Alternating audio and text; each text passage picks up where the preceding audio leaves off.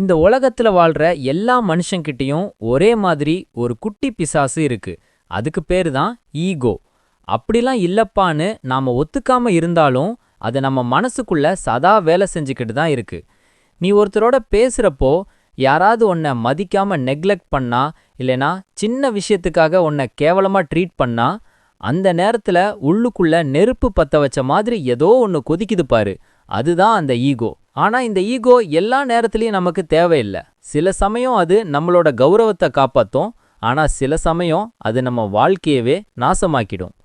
So hot topic மூலமா இந்த வீடியோல நம்ம தெரிஞ்சுக்க போறது, இந்த ஈகோ குட்டி பிசாசுகிட்ட இருந்து நம்மளோட வாழ்க்கைய எப்படி காப்பாத்திக்கிறது அப்படிங்கறத பத்தி தான். வீடியோக்குள்ள போறதுக்கு முன்னாடி நம்ம சேனலை நீங்க சப்ஸ்கிரைப் பண்ணல அப்படின்னா சப்ஸ்கிரைப் பண்ணிக்கோங்க. அப்படியே பக்கத்துல இருக்க பெல் பட்டனை தட்டி விட்டு நோட்டிபிகேஷனை ஆன் பண்ணி விடுங்க. இப்போ வாங்க வீடியோக்குள்ள போலாம். மனுஷனோட மூளைக்குள்ள ஒரு பார்ட் இருக்கு. அந்த பார்ட் தான் நம்மள நான்னு உணர வைக்குது. நான் தான் பெரிய ஆளு, நான் தான் ரைட், நான் அவனை விட பவர்ஃபுல்லா இருக்கேன். இந்த மாதிரி எல்லா ஃபீலிங்ஸும் அங்கேருந்து தான் உருவாகுது. சிம்பிளா சொல்லணும்னா, ஈகோங்கிறது நம்மள நாமே நம்ம மனசுக்குள்ள செதுக்கிக்கிற ஒரு பொய்யான உருவம். நம்ம யாரு, நம்ம என்னன்னு உலகத்துக்கு காட்டணும்னு நாம போட்டுக்கிற மாஸ்க் தான் அது. ஆனா பிரச்சனை என்னன்னா, அந்த மாஸ்க் தான் ஒரு நாள் நம்மையே முழுங்கிடும். நம்மளோட உண்மையான குணம், மனுஷத்தன்மை இதெல்லாம் அந்த பிம்பத்துக்குள்ள காணாம போயிடும். ஈகோ எப்படி வளருதுன்னு பார்த்தா, சின்ன வயசுல இருந்தே இது ஆரம்பிக்குது. நான் தான் டாப்பர், என் பசங்க தான் கெட்டிக்காரங்க, என் குடும்பம் தான் பெரிய குடும்பம், இப்படியெல்லாம் சொல்லி சொல்லியே நம்ம சொந்தக்காரங்களும் ஊர் மக்களும் நம்மளுக்கு கத்துக் கொடுக்குறாங்க. அது அப்படியே நமக்குள்ள ஊறி போகுது. எல்லாத்துலேயும் நான் தான் மெயின்னு ஒரு ஃபீலிங் நம்மள ஆட்சி செய்ய ஆரம்பிக்கும்.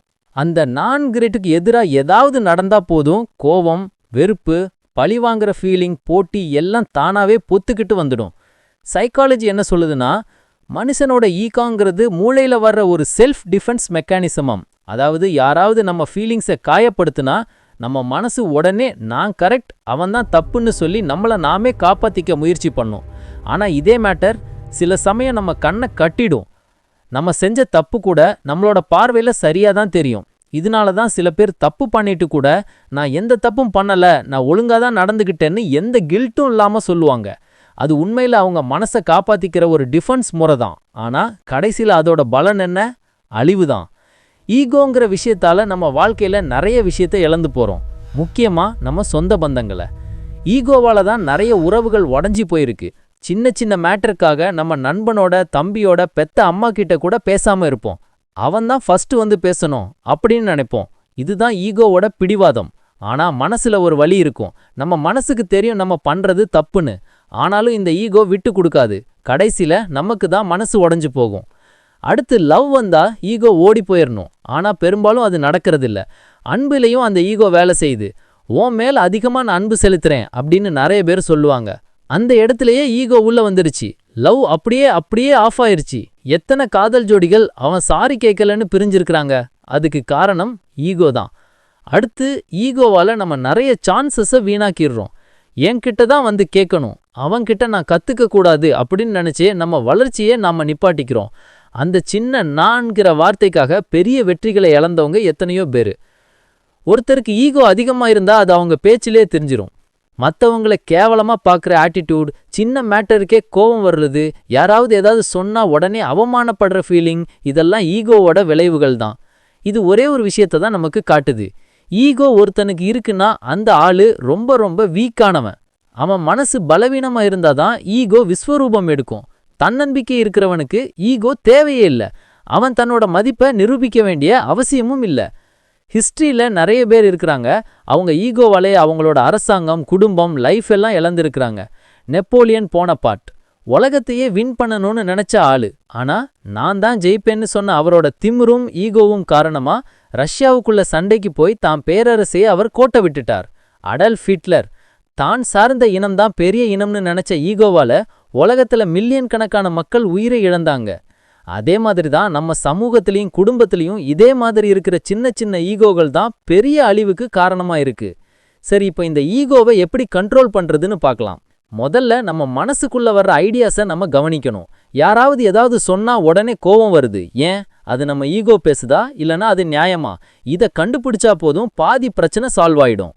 அடுத்து மன்னிப்பு கேட்க கத்துக்கோங்க. சாரி சொல்றது வீக்னஸ் இல்ல, அதுதான் ஒரு பெரிய ஸ்ட்ரென்த். ஈகோவோட செயினை பிரேக் பண்ணி போட்டுட்டு மன்னிப்பு கேட்கறவன் தான் உண்மையில பெரிய ஆளு. அடுத்து ரொம்ப முக்கியம், லிசனிங், காது கொடுத்து கேட்கறது. நம்ம எல்லாரும் பேசணும் தான் ஆசைப்படுறோம், ஆனா மத்தவங்க என்ன சொல்றாங்கன்னு கேட்க யாருக்கும் பிடிக்காது. அது தப்பு. அடுத்தவங்க என்ன சொல்ல வர்றாங்கன்னு காது கொடுத்து கேட்கணும். அதுதான் ஈகோவை உடைக்க முதல் ஸ்டெப். இந்த 3 விஷயத்தையும் ஃபாலோ பண்ணீங்கன்னா ஈகோ இல்லாத ஒரு நிம்மதியான வாழ்க்கை வாழலாம். ஒருத்தனோட மனசுல ஈகோ இல்லனா அவனுக்கு எந்த வருத்தமும் இல்ல. யாராவது கண்டபடி திட்டினா சிரிச்சிட்டு போயிடுவான், யாராவது புகழ்ந்தா சந்தோஷமா இருப்பான். ஏன்னா அவன் தன்னை மற்றவங்களோட கம்பேர் பண்ணிக்க மாட்டான். அந்த நிலை தான் உண்மையான ஃப்ரீடம். அந்த ஃப்ரீடம் தான் நம்ம மனசுக்கு நிம்மதி. நம்ம லைஃப்ல சின்ன சின்ன இடத்துல ஈகோ நம்ம நிம்மதியை கெடுக்கிறது சகஜம். ஆனா அதை அடக்கி வாழ்றது தான் உண்மையான பவர்.